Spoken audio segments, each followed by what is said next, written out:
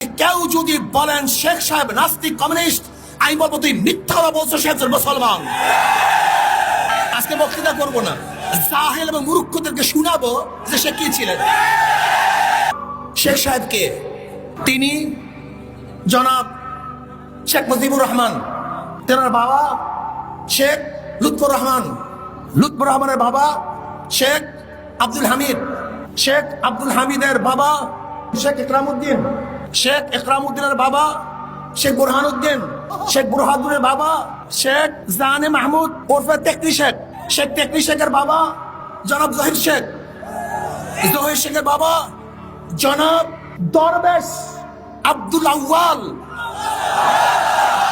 যিনি 1463 ইসরাই সালে এই বাংলাদেশে এসেছিলেন ইরাক থেকে ধর্ম প্রচার করার জন্য। সোনারগাঁয়ে তিনি ধর্ম প্রচার করার জন্য এসেছিলেন। তেনার পূর্বপুরুষ সোনারগাঁয় শেখ আব্দুল আউয়াল, যিনি ইরাক থেকে এসেছিলেন, তিনি বাইজিদ বুস্তামি রহমাতুল্লাহ আলাইহির একজন শাগরেদ ছিলেন। তেনারই বংশধর শেখ বুরহানুদ্দিন সাহেব, তিনি টঙ্গীপাড়ায় এই দিন প্রচার করার জন্য সেখানে অবস্থান করেন। সেখানেই তিনি দিন প্রচার করেন। আমরা কি দেখেছি?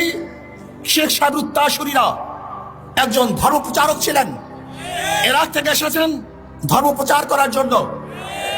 শেখ সাহেবের বাবা একজন দাড়িওয়ালা টুপিওয়ালা, তার দাদা একজন দিনদার, তার পূর্বপুরুষ সবাই মুসলমান।